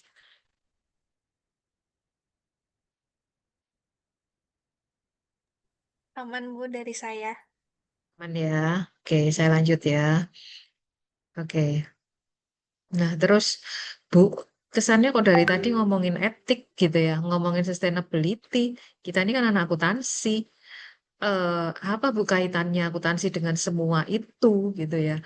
Kita kan selama ini belajar akuntansi, belajar COGS, belajar inventory gitu ya kalau di AM gitu ya, belajar apalagi belajar budget, belajar eh ya, belajar costing, belajar fix variabel. Apa hubungannya Bu dengan etika? Apa hubungannya dengan tadi ekosentrisme? Apa hubungannya dengan sustainability? Apa hubungannya akuntansi dengan kebutuhan hidup anak cucu kita di 500 tahun lagi? Gitu. Oke. Nah, yuk kita lihat. Apa sebenarnya atau di mana sebenarnya letak dari SEA atau asli gitu ya, akuntansi sosial lingkungan, in English we say Social and Environmental Accounting, SEA gitu ya. Nah, SEA ini atau asli ini sebenarnya beyond gitu ya. Kalau saya langsung ke ini aja. Gini. Jadi, kalau kita bicara akuntansi, bukankah akuntansi itu menyajikan informasi gitu ya, menyajikan informasi ilmu akuntansi gitu ya, yang teman-teman pelajari sejauh ini sampai dengan semester 5 saat ini gitu ya. Yang teman-teman pelajari selama ini adalah akuntansi itu menyajikan informasi. Ujung dari hasilnya akuntansi itu adalah menyajikan informasi. Informasi untuk apa? Informasi yang bisa digunakan untuk pihak eksternal maupun informasi yang bisa digunakan untuk pihak internal. Makanya teman-teman belajar, oh, akuntansi untuk pihak eksternal ada akuntansi keuangan, ranahnya akuntansi keuangan, akuntansi untuk pihak internal ada akuntansi manajemen. So, itu adalah tradisional accounting. Akuntansi yang berpusat pada usernya adalah pihak eksternal dan pihak internal, di mana informasi akuntansi ini disajikan untuk supaya pihak-pihak yang membutuhkan tadi, user tadi, bisa melakukan planning, bisa melakukan planning controlling, bisa melakukan decision making, ataupun juga menilai kinerja. Nah, yang kita lihat tadi keterkaitannya. So, Bu, terus asli itu ngapain kalau tadi ada sustainability? Ada juga ada sustainability yang tadi disebutkan bahwa oke, gimana caranya kita bisa menjamin kehidupan sekian ratus tahun anak cucu kita itu mengalami yang sama seperti kita. Nah, bayangkan teman-teman, itu kalau tadi saya gambarkan dalam konteks individu atau pribadi. Dalam konteks bisnis ataupun industri, apakah misalnya pabrik kertas saat ini bisa menjamin bahwa saat ini sebuah pabrik kertas mendapatkan raw material itu dari pohon, gitu ya. Ini saya gambarkan yang paling simpel aja, sebuah perusahaan kertas atau perusahaan air minum misalnya, ataupun perusahaan makanan dan minuman, perusahaan roti gitu ya, mendapatkan raw materialnya dari alam. Oke, kalau kertas itu dari hutan gitu ya, kalau minuman itu misalnya air mineral itu mengambil raw materialnya itu katakanlah dari air pegunungan, lalu kalau misalnya tadi makanan atau roti itu mengambil raw materialnya itu katakanlah dari gandum yang juga ditanam. Nah, apakah perusahaan-perusahaan ini, industri ini bisa menjamin bahwa 100 tahun lagi, 200 tahun lagi, 500 tahun lagi, pabrik kertas, pabrik roti, pabrik air minum itu bisa mendapatkan raw material dengan mudahnya, tentu ada cost-nya ya, tentu ada cost-nya, cost direct material cost, tentu ada cost-nya. Tapi apakah bisa didapatkan dengan mudah, dengan cost yang seperti saat ini kita nikmati, pabrik-pabrik itu nikmati, apakah bisa dijamin bahwa 200 tahun lagi, 500 tahun lagi, pabrik-pabrik ini tidak akan kesulitan mencari bahan baku pohon untuk pabrik kertasnya. Tidak akan kesulitan untuk mencari air pegunungan untuk raw material pabrik minumannya, dan lain sebagainya. Nah, itu kategori sustainability. Maka kehadiran SEA itu sebenarnya menjadi jembatan untuk menambah gitu ya informasi-informasi yang tadinya hanya sebatas pada informasi internal yang berkaitan dengan kepuasan shareholder, yang berkaitan dengan kepentingan user, yang terkait dengan operasional perusahaan tanpa memandang isu sosial dan lingkungan. Nah, saya hadir di sini untuk menambahkan informasi akuntansi bagi perusahaan untuk menjamin sustainability perusahaan tadi tetap terjaga. Contoh, konsep yang paling umum itu nantinya teman-teman akan melihat ada konsep triple bottom line, 3P gitu ya. Profit, people, dan planet. Pada saat kita bicara konsep accounting, kita bicara going concern, perusahaan yang going concern katakanlah. Perusahaan yang going concern itu perusahaan yang seperti apa sih? Oh, perusahaan yang mampu menghasilkan profit. Perusahaan yang tidak mampu menghasilkan profit atau perusahaan yang hanya BEP aja, dia 100 tahun berdiri dan performance keuangannya itu BEP aja, tidak bisa menjamin going concern-nya. Apalagi perusahaan yang loss, oke? Perusahaan yang rugi selama 10 tahun, 20 tahun, 30 tahun, kemungkinan besar malah dia nggak akan bisa tetap ada selama 30 tahun. Perusahaan yang rugi tidak akan bisa going concern. Maka perusahaan itu paling tidak harus profit. Supaya apa? Supaya dia tuh bisa going concern. Paling nggak supaya dia bisa hidup dan menghidupi dirinya. Ini yang disebut dengan tradisional accounting ya. Fokusnya itu adalah semata-mata mencari profit. Mencari profit untuk apa?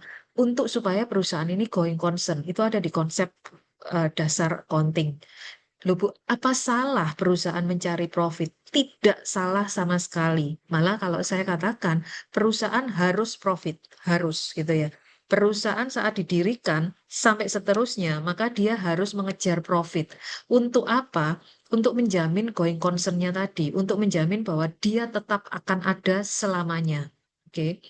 Nah, tapi ternyata teman-teman, di saat-saat ini, saat kita bicara sustainability tadi, saat accounting dikaitkan dengan sustainability, ternyata going concern aja tidak cukup.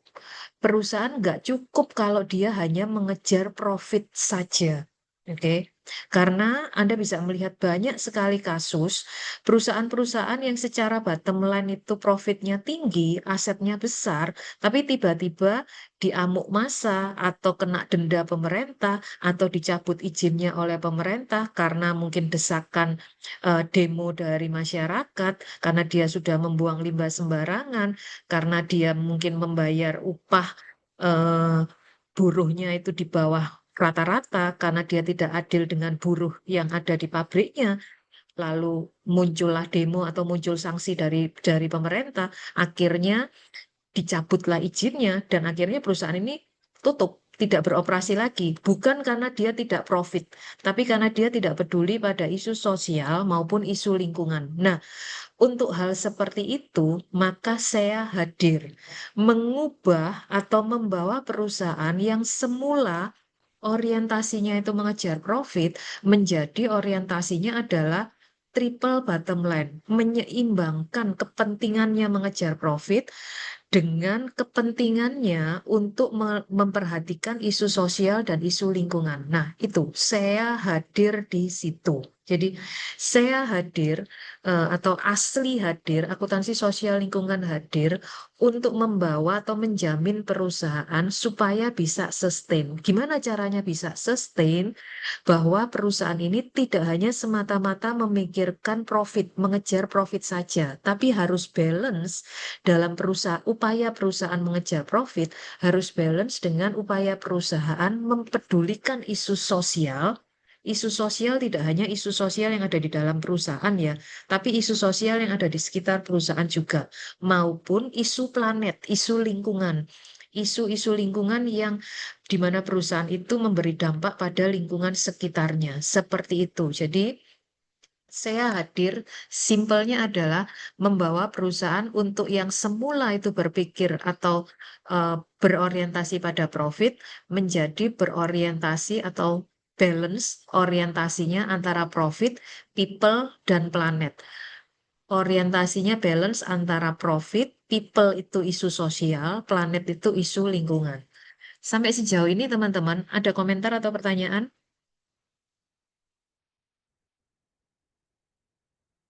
Silakan. Brian, ada komentar?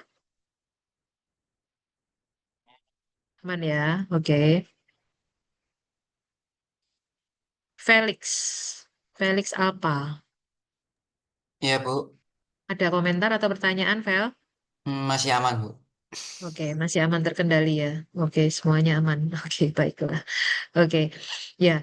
Nantinya di minggu ketiga atau empat, kita akan melihat bahwa konsep triple bottom line pun sekarang telah menjadi 5P. Jadi konsep yang tadinya 3P, people, planet, profit gitu ya. Profit, people, and planet menjadi 5P. Ditambah partnership dan, aduh kok saya lupa satunya, prosperity gitu ya. Dan itu diturunkan 5P menjadi apa yang sekarang Anda sering dengar, kesepakatan UN, kesepakatan PBB, dan seluruh negara, bukan seluruh, sebagian besar negara-negara di dunia ikut meratifikasi atau menyetujui pencapaian Sustainable Development Goals. Ini ya, ada 17 item. Jadi, Gimana nih caranya supaya bumi ini bisa sustain, supaya bumi dan segala isinya bisa sustain.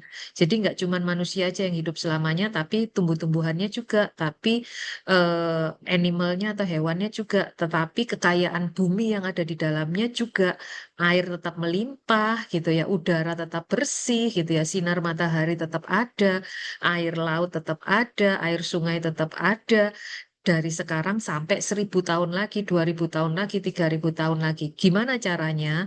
Maka PBB atau UN itu mengeluarkan apa ya? Kemufakatan yang namanya SDG, gerakan gitu sebenarnya ini ya, gerakan yang mengajak seluruh manusia di seluruh dunia untuk membantu mencapai sustainable development. Gimana caranya? Ya ini ada 17 dengan cara yuk menurunkan poverty atau meniadakan kemiskinan, meniadakan kelaparan, menggunakan energi yang bersih gitu ya, menghormati kehidupan di bawah laut gitu ya, lalu memperhatikan melakukan tindakan-tindakan yang ramah lingkungan. Nah, dan lain sebagainya. Ada 17 item. Ini nanti juga akan kita bahas dalam materi-materi yang terbagi dalam materi-materi setiap minggunya. Seperti itu. Gitu.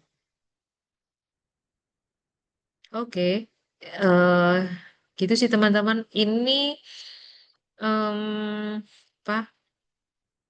Pengantar gitu ya. Artinya introduction tentang apa yang akan teman-teman pelajari atau apa itu. Yang pertama adalah apa itu akuntansi sosial dan lingkungan, apa sih isinya gitu ya, apa itu tujuannya.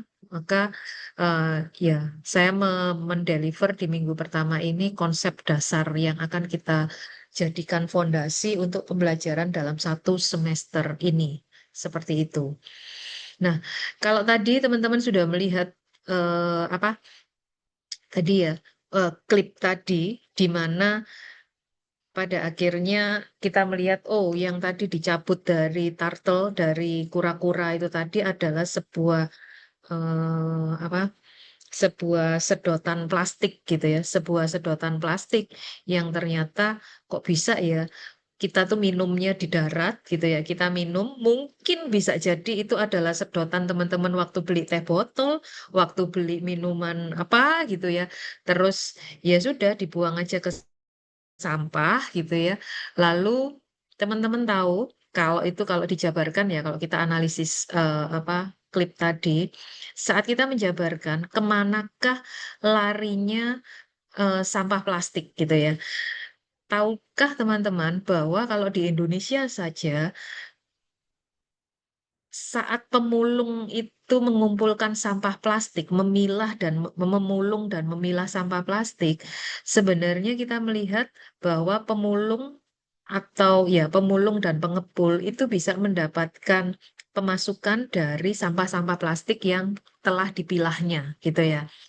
Harusnya sih pemilahan itu ada di tanggung jawab kita ya, bukan ke pemulung. Nah, eh, lalu saya mau menjabarkan datanya gini. Ternyata kalau teman-teman nanti confirm atau nanya atau ngobrol deh sama pemulung, tanya deh semua pemulung yang ada di Indonesia, sampah plastik yang paling tidak ada harganya itu adalah sedotan. Yang paling tidak ada harganya. Kalau sampah dari botol, ini saya tumbler ya, sebentar.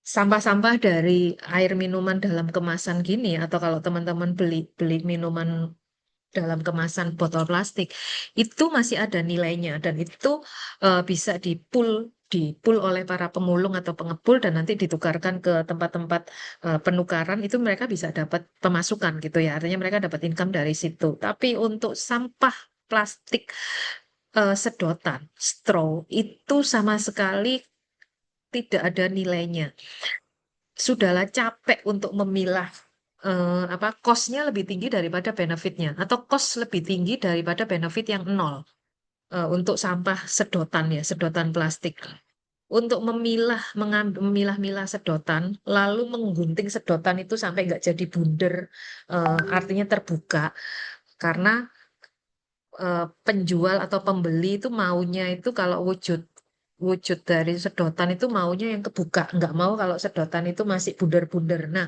ternyata kalau apa itu ada artikelnya sebenarnya.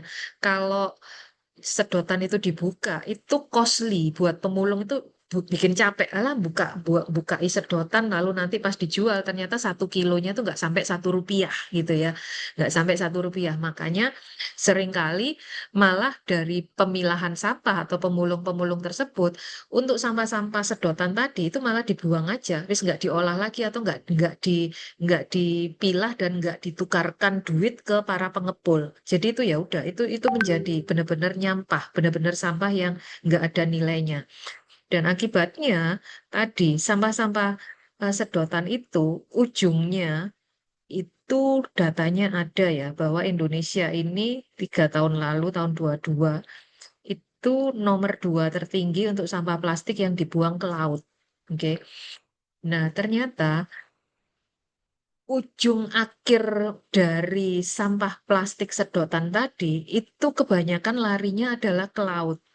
Dan ternyata teman-teman, ya sedotan yang tadi yang tidak digunting, tidak dipilah, tidak digunting, dibuka tadi masih berwujud sedotan yang apa sedotan bundar itu tadi ya sudah ngambang aja di laut. Dan teman-teman tahu bahwa di laut, di dasar laut atau di laut itu banyak sekali apa eh, hewan maupun tumbuhan yang memang hidupnya di laut. Dan tadi kita sudah lihat salah satunya saat si kura-kura tadi berenang di laut, tiba-tiba dia menghirup dan kehirup sedotan tadi, ya sudah nggak bisa ngapa-ngapain kan. Kura-kura nggak bisa ya nyabut nyabut sedotan sendiri dan akibatnya itu tadi.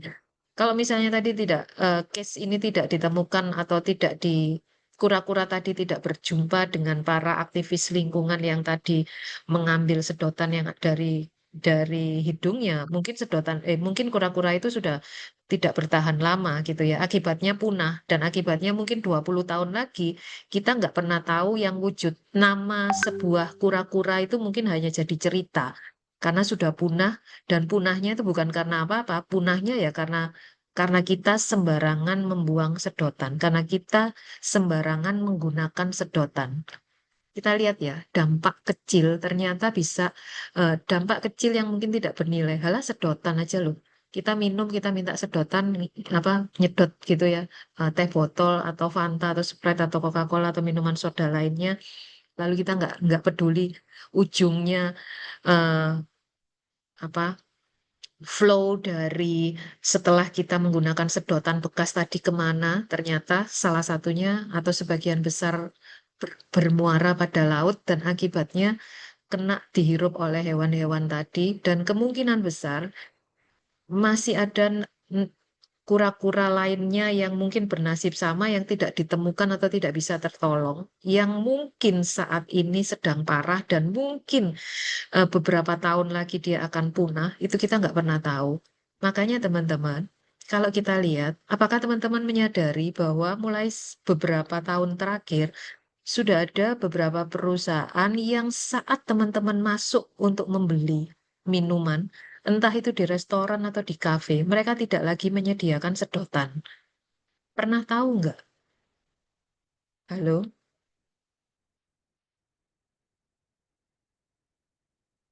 Iya, Bu. Pernah lihat di mana? Space Nostra, Nostra. Biasanya kalau pengalaman saya sih kayak di restoran di mall-mall itu sudah banyak yang nggak pakai sedotan sih, Bu. Jadi kayak langsung gelas gitu. Mm-mm. Kepikir nggak kenapa mereka ngambil ngambil ngambil kebijakan itu? Kalau yang saya tahu, mereka mengurangi jumlah sedotan itu kayak untuk mengurangi jumlah sampah plastik gitu, Bu. Mm-mm. Ya, ya, oke, thank you. Kepikir juga nggak kenapa mereka mau mengurangi sampah plastiknya itu dari sedotan? Kan nggak ngefek sebenarnya untuk perusahaan itu ngurangi sedotan itu kos untuk restoran tersebut atau untuk kafe tersebut nggak terlalu ngefek kecuali dibandingkan dengan misalnya dia ngurangin lampu, dia mengurangin biaya-biaya lainnya. Sebenarnya dia ngurangin biaya sedotan itu nggak terlalu ngefek buat perusahaan. Kepikir nggak kenapa dia melakukan itu? jika Nostra adalah pemilik kafe, eh, apakah apa gini, jika Nostra adalah pemilik kafe, lalu mengambil keputusan untuk, oke, saya di kafe saya tidak lagi menyediakan sedotan. Kira-kira faktor yang dipertimbangkan itu apa saja, Nostra? Kenapa kamu sebagai pemilik kafe mengumumkan kepada semua customermu bahwa, oh, kafe kami tidak menyediakan sedotan. Kalau mau minum ya langsung minum di gelas atau bawa tumbler sendiri. Nah, itu why? Oh, kenapa? Kita mulai role play ya, berandai-andai. Silakan. Mungkin karena yang pertama bisa mengurangi pengeluaran untuk pembelian sedotan, terus kemudian juga Yes. eh, Menurunkan melihat kos gitu ya. menurunkan Oke, kos, yang mungkin kemudian tidak yang kedua mungkin juga melihat kondisi global untuk masalah eh, sampah plastik yang di mana sampah plastik ini agak susah untuk didaur ulang. Terus Mhm. kemudian mungkin yang ketiga juga eh, apa ya untuk mengurangi resiko adanya penyalahgunaan kayak sedotan bekas yang mungkin dipergunakan kembali kayak mengurangi apa ya kayak pikiran yang pikiran yang tidak baik di customer gitu Bu. Takutnya ini sedotan baru atau lama seperti itu Bu. Oke, ya itu bisa merusak image kafemu gitu ya. Bisa juga nggak bagus memunculkan isu higienitas, nggak apa higienis lagi gitu kan ya. Kalau misalnya sedotan bekas gitu dipakai lagi gitu ya. Tapi juga tadi ya menurunkan biaya biaya pengadaan sedotan, tapi juga ikut serta menurunkan penggunaan sampah plastik yang tadi Nostra sampaikan susah sukar sulit untuk didaur ulang atau sulit untuk diuraikan gitu ya. Iya betul Bu. Oke, ya oke, thank you Nostra. Silakan teman-teman yang lain. Ada lagi yang mau berkomentar? Jika Anda adalah perusahaan, maka apa sih pertimbangan Anda untuk menghentikan penggunaan sedotan? Kita bicara untuk case yang simple ini dulu. Jesselyn Elisin. Jesselyn, silakan Jess. Ya, Bu. Halo, Jesselyn ada nggak ya? Halo, halo Bu. Ya, Apakah suara silakan saya Jess. terdengar? Ya, terdengar. Oke, silakan Jess, komennya.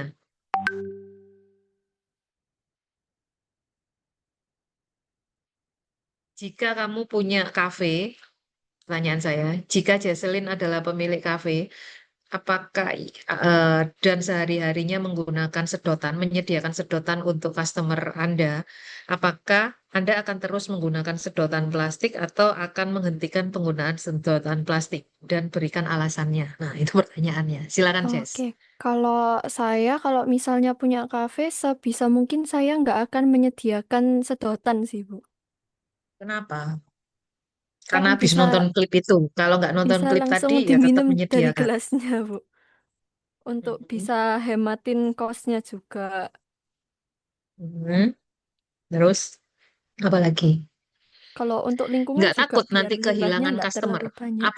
Apakah si Pijim ya? Ya. Apakah Jaselin nggak takut kehilangan customer? Karena kan bisa jadi Mm. customer itu kan apa?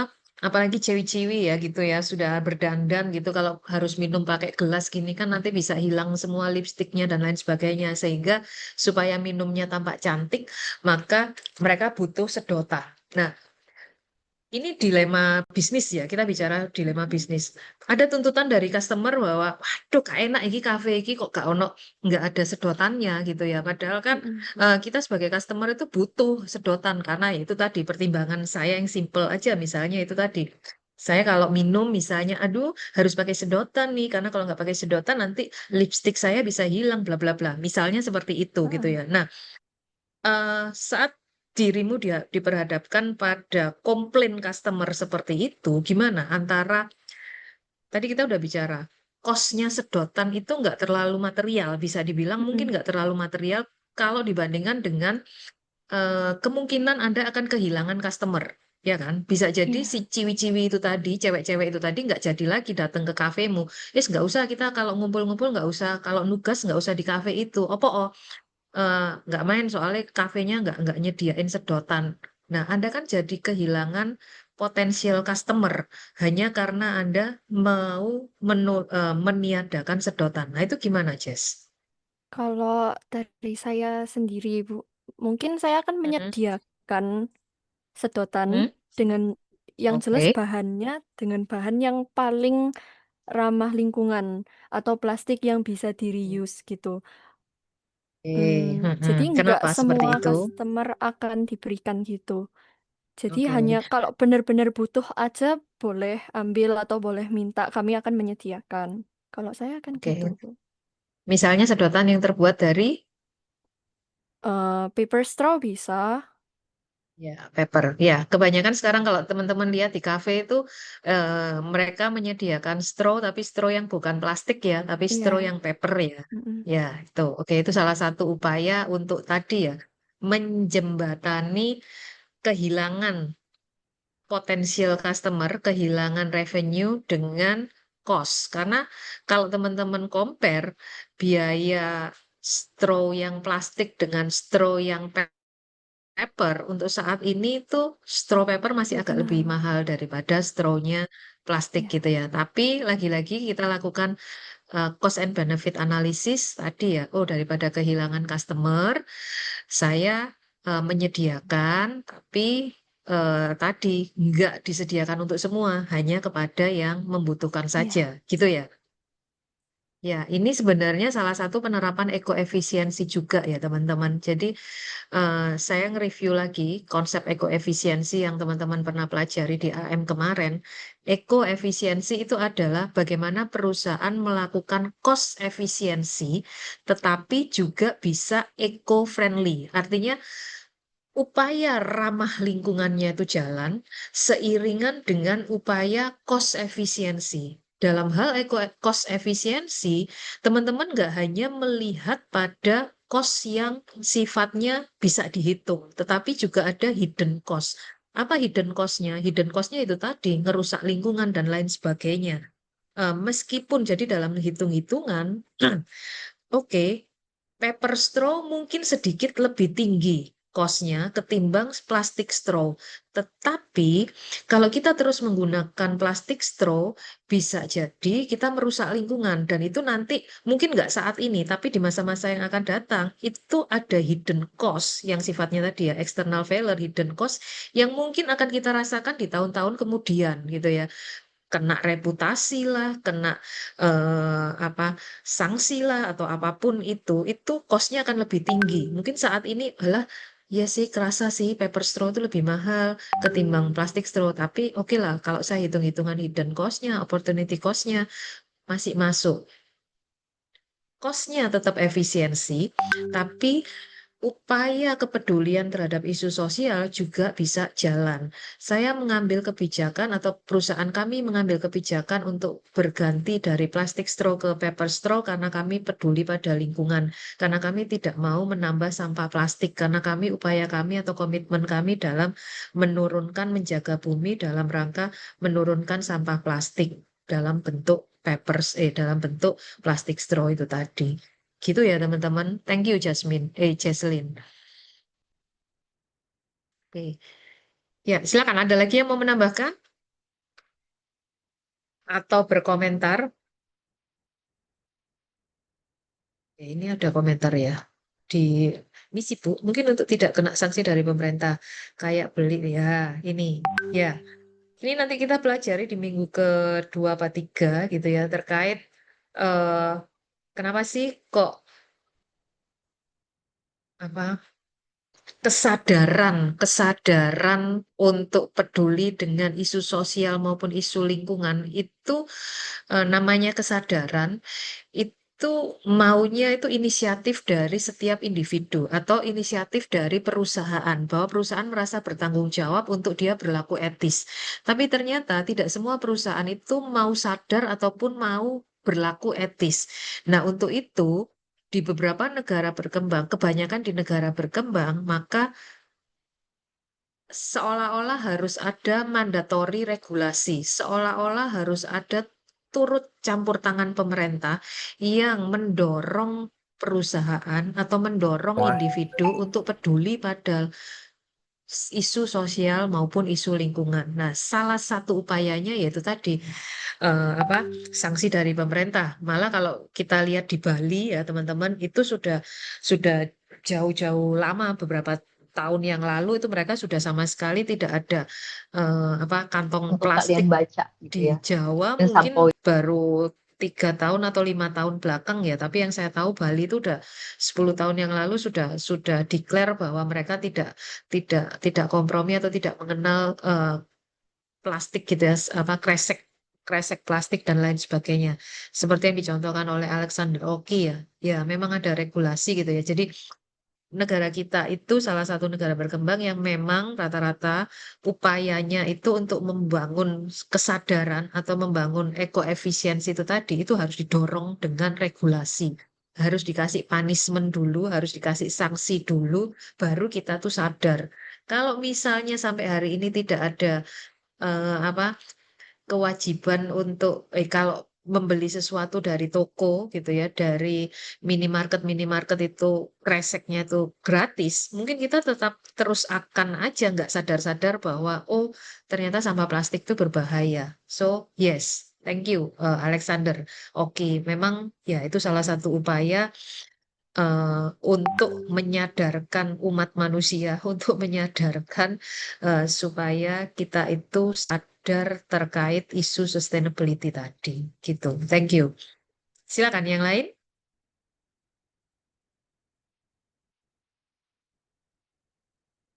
Oke. Baiklah teman-teman, untuk sejauh ini materi minggu pertama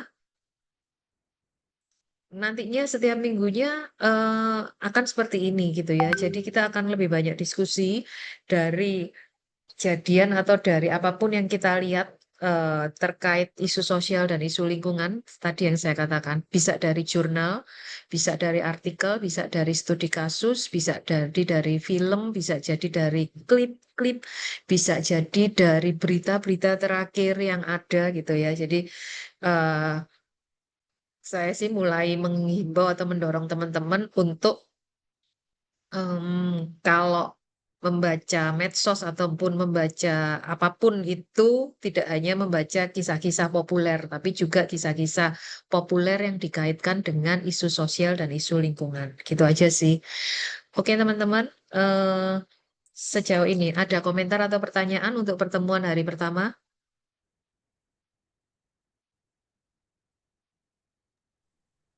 Rifki ya, sih. Rifki mana ya?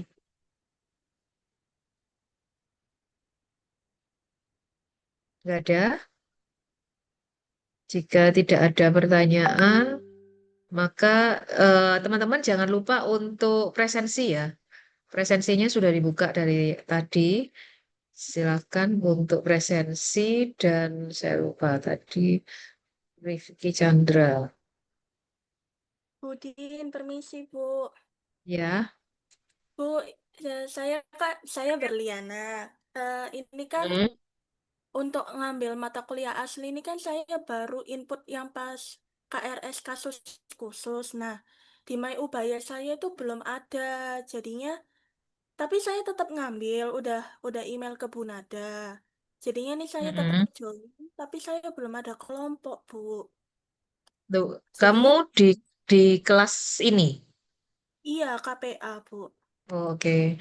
Ya, tadi yang saya catat berarti belum belum mencatat dirimu ya. Ini berarti nambah lagi Oh, ya. saya baru masuk pas Ibu lagi bahas materi. Oh, oke. Saya tulis lagi 28 Berliana. Oke. Tadi ada. Oke, ini mungkin jadinya nanti akan 30 orang ya dan akan rata. Jadi gini, kelompok 6, kelompok 5, kelompok 4, kelompok 3, kelompok 2. Oke. Ya. Nanti oke, saya sudah mencatat namanya Berliana di sini. Nanti semua koordinasinya sama Rifki ya. Sama Rifki terus apa? Anastasia yang belum terdaftar presensinya bagaimana? Ya, gini. Oke, ini yang belum terdaftar semua akan saya catat. Ya, nanti catatan saya ini akan saya kasih TU supaya pada saat namanya teman-teman ini masuk gitu ya, namanya teman-teman ini masuk di My Ubaya, maka pertemuan minggu pertama akan diklik oleh TU berdasarkan catatan saya hari ini gitu ya. Jadi tidak dianggap absen tapi dianggap hadir karena ini tadi ya saya sudah mencatat nama dan NRP-nya teman-teman yang belum terdaftar. Ada Anastasia Elektra, ada William Adli, ada Carissa Dewi, dan ada yang terakhir tadi Berliana. Itu ya, gitu ya teman-teman ya. Iya, Bu. Ya, oke. Ya, jadi nanti koordinasinya untuk kelompok sama ketua kelas ya, sama koordinator kelas ya, Rifki ya. Itu kayaknya Rifki juga sudah membuat grup itu ya. Jadi nanti koordinasi saling saling menginfo di situ biar nanti Rifki yang ke saya gitu ya. Oke? Oke, ada lagi?